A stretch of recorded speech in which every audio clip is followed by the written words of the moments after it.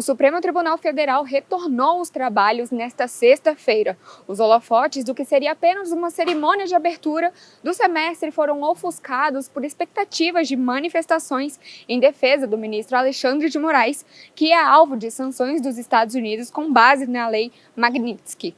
As sanções incluem a proibição da ida do ministro aos Estados Unidos, bloqueio de bens e proibição de transações financeiras também no país norte-americano. A sessão de retomada da corte começou com uma declaração institucional do STF em defesa do papel da corte e seus ministros na proteção da Constituição. O presidente do STF, o ministro Luiz Roberto Barroso, saiu em defesa de Moraes, afirmando que nem todos compreenderam o risco que o país correu durante a tentativa de golpe de Estado e que o Supremo é um dos poucos tribunais do mundo a conseguir evitar um grande ataque à democracia.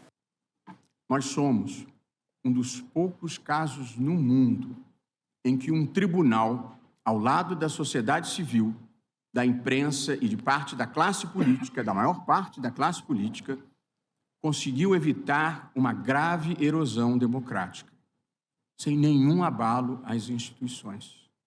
Em meio a muita incompreensão, contribuímos decisivamente para preservar a democracia. E como gosto sempre de lembrar, a democracia tem lugar para todos, conservadores, liberais e progressistas.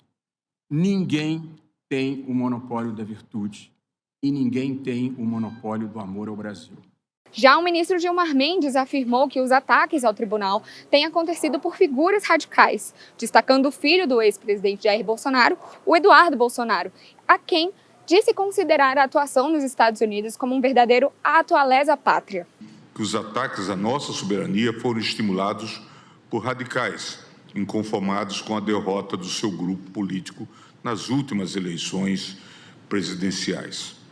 Entre eles, um deputado que, na linha de frente do entreguismo, fugiu do país para covardemente difundir aleivosias contra o Supremo Tribunal Federal num verdadeiro ato de lesa pátria.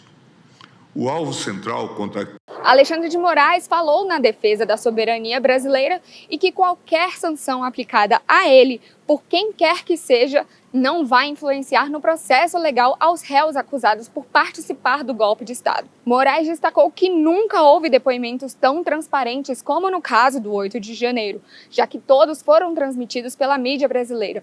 O ministro afirmou que vai ignorar as sanções e continuar trabalhando. A insistência dessa organização criminosa na implementação de medidas nocivas ao Brasil, com a implementação e o incentivo à implementação dessas tarifas e agressões espúrias,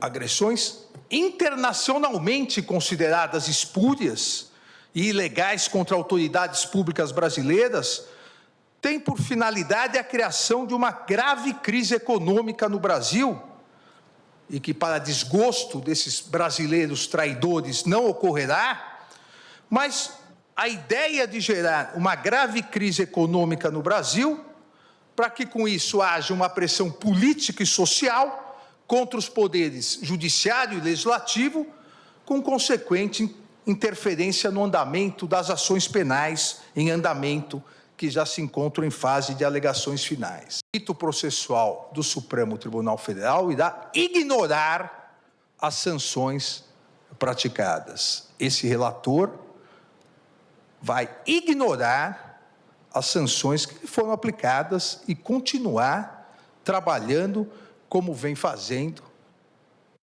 tanto no plenário quanto na primeira turma, sempre de forma colegiada, diferentemente das mentiras, das inverdades, da desinformação, e bem citou o ministro, nosso decano, o ministro Gilmar Mendes.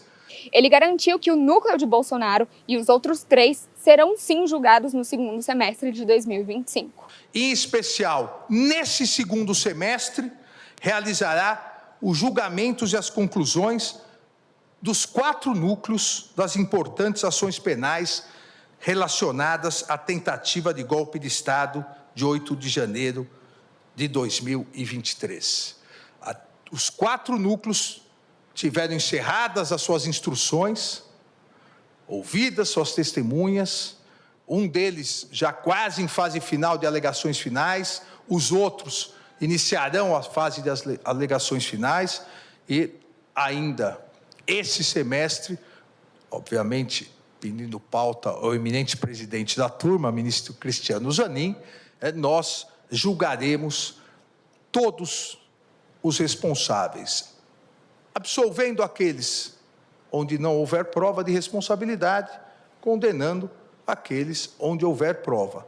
Quem também quis falar e prestar solidariedade a Moraes, mas não faz parte do STF, foram o advogado-geral da União, Jorge Messias, que afirmou que o Brasil é um país soberano e que o governo Lula não vai aceitar que autoridades sejam ameaçadas. Uma mensagem muito clara do governo brasileiro. O Brasil é um Estado soberano e merece respeito nas suas relações internacionais. Essa premissa é inegociável. Não aceitamos que nenhuma autoridade brasileira, ministro Alexandre de Moraes, seja ameaçada ou punida por estados estrangeiros. Da mesma forma, não podemos admitir que nossas leis e nossa Constituição sejam suspensas para que a legislação estrangeira estabeleça o que as empresas em solo nacional devem ou não fazer.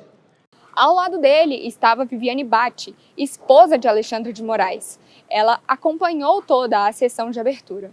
E também foram à STF Paulo Gonet, procurador-geral da República, que desejou um período de bons resultados dos empenhos e esforços da Suprema Corte. Excelentíssimo senhor presidente do Supremo Tribunal Federal, ministro Roberto Barroso, excelentíssimo senhor ministro Alexandre de Moraes, excelentíssima senhora ministra Carmen Lúcia, excelentíssimos senhores ministros. Neste instante em que oficialmente se inaugura o semestre judiciário, gostaria de, em nome do Ministério Público Federal e em meu próprio, mais do que desejar, exprimir a certeza de que este será, como de hábito, um período de profícuos resultados do sempre empenhado esforço de vossas excelências por realizar a nobre tarefa que lhes é cometida pela Constituição do nosso Estado democrático de direito. Este é também, como sempre, o compromisso de atuação da Procuradoria-Geral da República, que o exercício de parcela de soberania que é confiado a esta Corte seja respeitado por todos, no país e no exterior. Aproveito o momento para, diante de assombrosas e inconcebíveis investidas contra o ministro Alexandre de Moraes, pelo desempenho legítimo das suas funções jurisdicionais, invariavelmente submetido às regras de controle do colegiado, assegurar-lhe a solidariedade, a mesma que estendo ao Supremo Tribunal e ao Judiciário brasileiro. Muito obrigado. Obrigado, senhor Procurador-Geral da República. Pede a palavra o advogado-geral da União. Ao fim da sessão, todos os ministros abraçaram Moraes. O segundo semestre do Supremo também é marcado pelo fim do mandato do ministro Luiz Roberto Barroso como presidente da Casa. A tradição da Casa é que o magistrado mais antigo e que ainda não tenha ocupado o cargo assuma a presidência. No caso, Edson Fachin, e a vice-presidência fica com Alexandre de Moraes.